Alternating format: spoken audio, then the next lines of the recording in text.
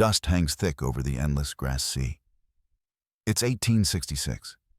The American Civil War has just bled out 4 years of brother against brother, leaving the nation starved for land for promise. Soldiers turn west, eyes fixed on the horizon. Manifest destiny isn't a whisper anymore. It's a roar. Wagons creak under the weight of families chasing gold farms' freedom. But this isn't empty wild. It's the heart of Lakota country. The great Sioux nation claims it hunting grounds sacred buffalo herds thick as the sky is wide. Sovereignty isn't asked for. It's held. Then comes the Bozeman Trail. John Bozeman, that Montana trailblazer, charts it in. 62 cuts north from the Oregon Trail snakes through Wyoming's Powder River country. For settlers, it's a lifeline. Shorter path to Montana's gold fields. Faster, safer, they think. But safer for who? The trail slices right through Lakota prime hunting lands, where the buffalo roam free, where treaties from 54 and 61 promised peace. The U.S. Army sees it too. Builds forts to guard it. Fort Reno in 65. Then Fort Phil Kearny, Fort C.F. Smith. Logs hauled in, rifles stacked. It's protection, they say. For the whites pouring through. The Lakota watch. Red Cloud, war chief of the Oglala, stands tall 6 feet of quiet fire scars from battles past. He speaks at councils. This trail is our death, he says. Horses stolen by soldiers. Buffalo driven off by wagon wheels. Hunters return empty-handed. Hunger bites.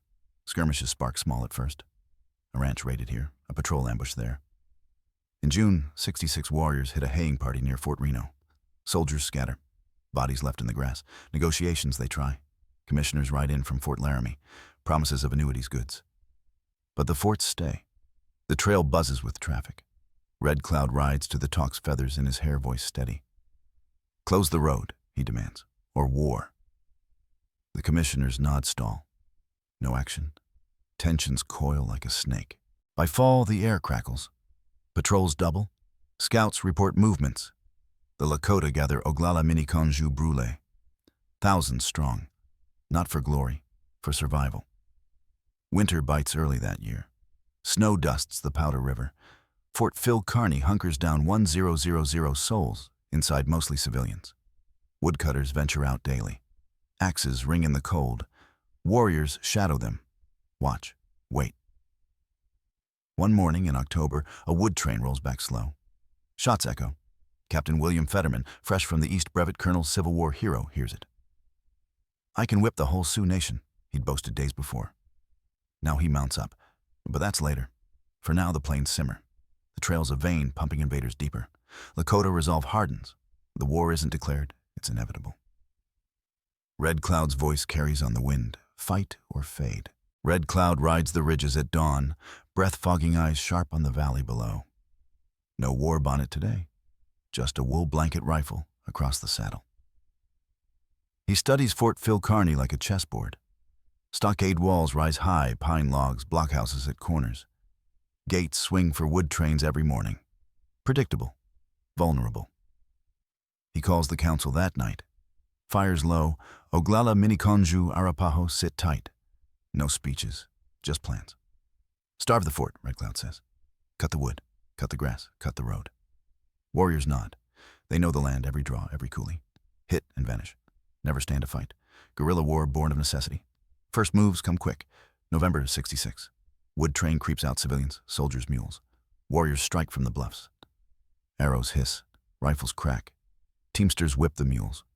Wagons lurch back empty. One man down. Next day, same. Then the hayfields.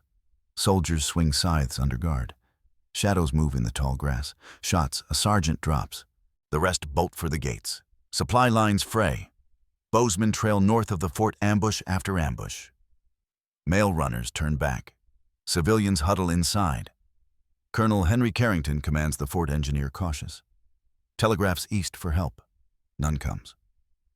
Red Cloud smiles at the smoke signals. Pressure builds. December cold snaps hard. Snow crusts the pines. Warriors circle tighter. Decoys ride bold 10 here, 20 there. Draw patrols out, then melt away. Fetterman itches to chase. Give me 80 men, he tells Carrington. I'll ride through the whole Sioux nation. Carrington refuses. Not yet. The siege settles in. Fort Phil Kearny isolated 200 miles from nowhere. Woodpiles dwindle. Horses starve on short rations. Soldiers shiver in thin coats. Red Cloud's strategy clear: make the fort a cage. No battle, just bleed them slow. One raid stands out. December 6th, wood train again. Big 150 wagons. Warriors wait in the lodges hidden uphill. Signal whoops, charge. Soldiers form square. Fight hard. Captain James Powell leads the relief. Holds the line, drives the Lakota back. But the cost wagons burned men wounded. Powell reports they fight like devils. And they're learning. Red Cloud learns too. Studies the soldiers' patterns, notes the relief columns, plans deeper. The fort can't last forever. Not like this. December 21st, 1866. Dawn breaks iron gray over the big horns. Frost glitters on the grass. Wood train rolls out slow, 50 wagons, guards doubled. Captain Powell commands again.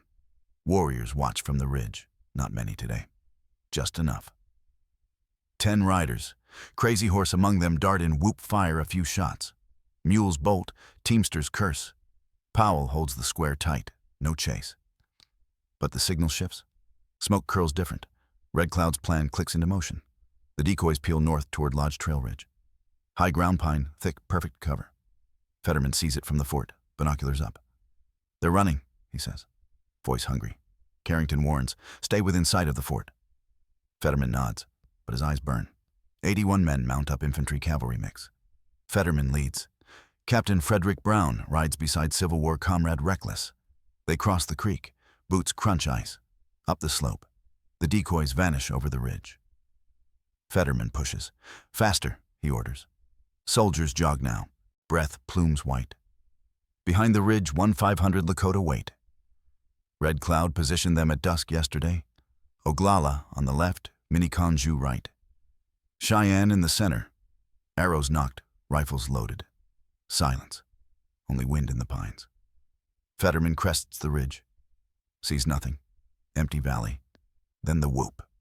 Hundreds rise from the grass. Circle tight. Fetterman wheels. Form line. Too late. Arrows rain. Bullets snap. Men drop. Horses scream. Brown charges a group, pistol blazing. Falls riddled. Fetterman stands firm, sword out, shouting orders. Warriors close. Hand to hand now. Tomahawks flash. Bayonets thrust. The circle shrinks. Last stand on a rocky knoll. Ammunition gone. Bodies pile. Silence falls by noon. Back at the fort, signal flags drop. Carrington stares through the glass. No movement. Sends a relief party. They find it 81 dead. Stripped, mutilated.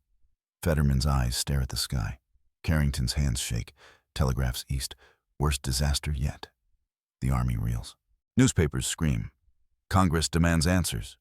Fort Phil Kearny, untouchable no more. Spring, 1868. Fort Phil Kearny stands quiet, gates creak in the wind. Fewer patrols ride out. The Bozeman Trail north lies empty. Wagons rot on the prairie. Red Cloud's warriors still prowl the ridges. No wood trains move, no hay cut. The fort starves on its own. Washington listens now. Congress forms a peace commission, General William Harney, Senator John Sanborn, others. They ride to Fort Laramie in April. Lakota chiefs gather. Spotted Tail arrives first, Brule leader pragmatic. Signs quick, accepts annuities reservations south of the Platte.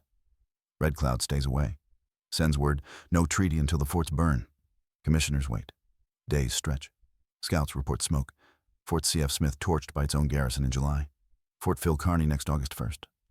Soldiers march out, torches in hand. Stockades blaze. Red Cloud watches from a distant hill. Flames light his face. Only then does he ride in. Fort Laramie swells with teepees. November, now cold, bites the river. Red Cloud enters the council lodge. Blanket tight, voice steady. The road is closed. The forts are gone. Now we sign. Commissioners nod. Ink flows. The treaty 15 articles. Bozeman Trail abandoned forever. Powder River country, unceded Lakota land. Black Hills included. No white settlement. U.S. Army withdraws all posts. Annual goods, food, tools, clothing. Schools promised. Red Cloud signs last. His mark deliberate. No smile. He speaks once more. If the white man keeps this word, there will be peace. Commission rides east. Red Cloud returns north. The plains breathe, but the paper frays fast.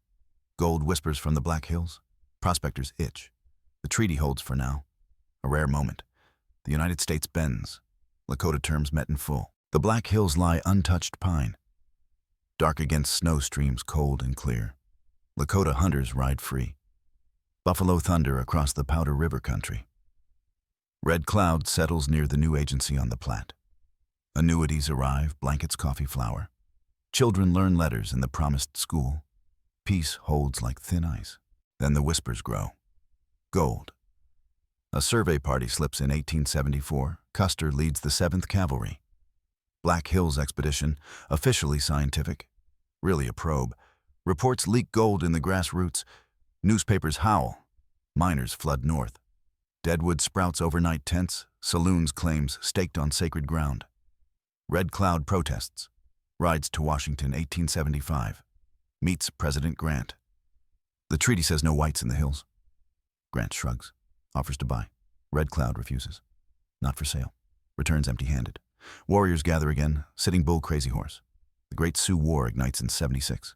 Fort Pease falls. Rosebud, Little Bighorn. Custer's last stand. The army surges back columns, cannons, winter campaigns. Red Cloud stays out. Advises peace now. Others fight on. By 77, the agencies shrink. Reservations carved smaller. The Black Hills gone forever by congressional act. Red Cloud lives to 1909. Watches the railroad cut the plains. Buffalo vanish. Children sent to Carlisle. He speaks at council still. We won once, he says. They could not hold the road. The Treaty of 68 stands alone, terms dictated, not begged. No other nation forced the United States to abandon forts close, a trail recognized land in full. The war fades from textbooks. Fetterman remembered as massacre, not defeat. Bozeman Trail a footnote. But Lakota elders pass the story how Red Cloud bled the army dry, lured the arrogant to ruin, burned the forts with their own hands. A victory unseen by most, real nonetheless.